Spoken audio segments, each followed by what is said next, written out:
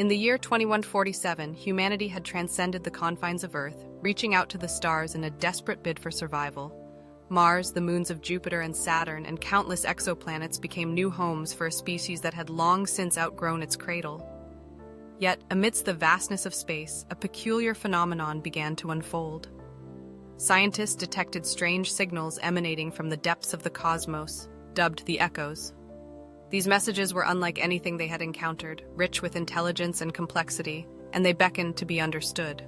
Dr. Elara Voss, a brilliant scientist and linguist, dedicated her life to deciphering these echoes. She believed they were not mere cosmic noise, but rather a form of communication from an unknown source. The echoes were not only messages, they also contained coordinates, guiding humanity to a specific location in the universe. The prospect of uncovering the truth behind these signals was exhilarating, yet fraught with uncertainty. To pursue this mystery, scientists required a vessel capable of traversing the vast distances of space at speeds faster than light. Thus, the Astraea was born, equipped with a revolutionary engine designed to warp space-time itself. Captain Idris Kane, a seasoned explorer with a pragmatic outlook, was chosen to lead the mission. He understood the significance of the echoes, yet he harbored doubts. The thought of chasing after something that might not exist weighed heavily on him. Nevertheless, he acknowledged the potential dangers of ignoring the messages. As the Astraea prepared for its maiden voyage, Elara felt a mixture of excitement and trepidation. The ship's launch was imminent and the stakes were high. "This voyage will save us, or it will destroy us," Idris remarked, his voice steady. Elara nodded, her hands trembling as the engines roared to life. They were about to embark on a journey that could alter the course of humanity. As the Astraea ascended into the blackness of space, the crew experienced the disorienting effects of faster-than-light travel.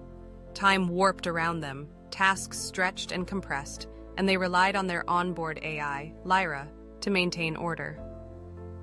Lyra's light-hearted quips provided a semblance of normalcy amidst the chaos, but even she could not shield them from the weight of their mission. After what felt like an eternity, the Astraea reached the source of the echoes, a colossal, shimmering celestial body that defied comprehension.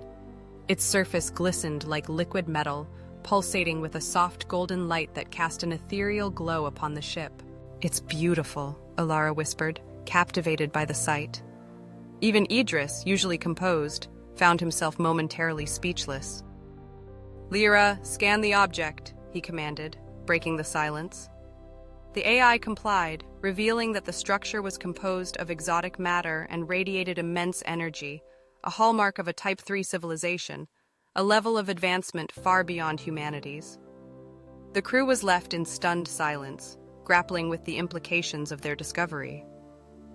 The echoes originated from this enigmatic sphere, but their purpose remained elusive. Was it a message, a warning, or something more?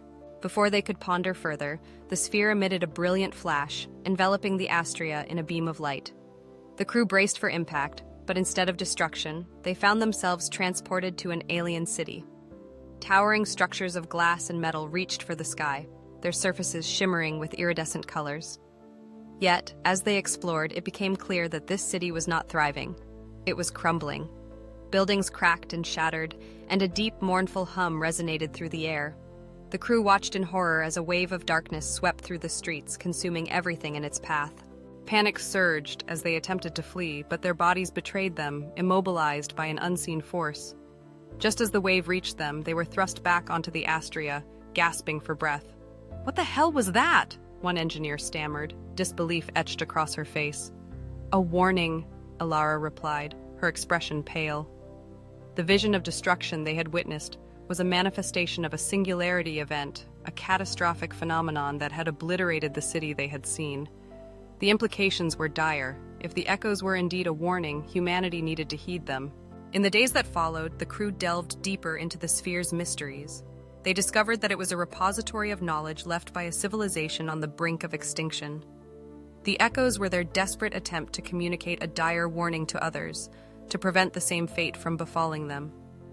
As Elara pored over the data, she learned of a weapon created to combat the Singularity Event, a weapon that had ultimately failed, hastening their destruction.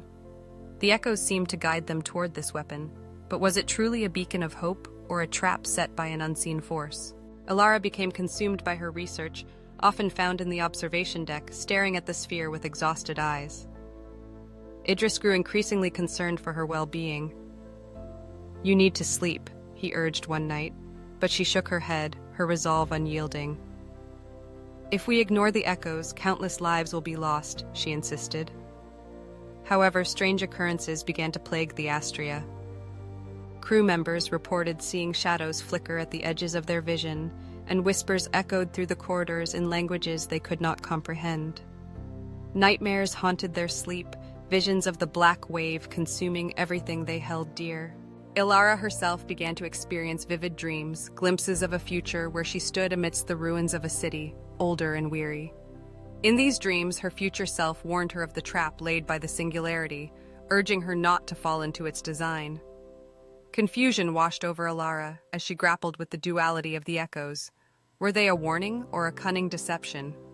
The crew convened to discuss their next steps, tensions running high. "We must destroy the sphere," Elara declared, her voice resolute. Gasps of disbelief rippled through the group. "But it's a technological marvel," one engineer protested. "It's a trap," Elara insisted, her conviction unwavering. "The Singularity wants us to use the weapon. If we do, we will meet the same fate as the civilization that created it." Idris listened intently, weighing the gravity of her words. "How do we destroy it?" he finally asked, determination in his gaze. Elara proposed overloading the Astraea's engine, creating a reaction powerful enough to obliterate the sphere. The crew was divided, but ultimately they recognized the risk of inaction. The remnants of Earth were a distant memory, a world they could no longer return to, and they could not allow history to repeat itself. As the countdown began, the crew prepared for the inevitable. The Astraea's engines roared to life, and the crew braced themselves for the impending explosion. Elara and Idris stood together in the observation deck, their hearts heavy with the weight of their decision. "This has to work," Elara murmured, her gaze fixed on the sphere. The ship trembled as the countdown reached its climax, and then, in an instant, the Astraea erupted in a brilliant explosion that illuminated the darkness of space. Months passed before a rescue ship arrived at the last known coordinates of the Astraea, but they found nothing, no debris, no trace of the crew, only an echo floating in the void. Elara and Idris were hailed as heroes, their sacrifice saving countless lives from a fate worse than death. Yet the echoes remained, a haunting reminder that the Singularity Event still lurked in the cosmos, waiting for its next opportunity. Humanity had only scratched the surface of the universe's mysteries, and their journey was far from over.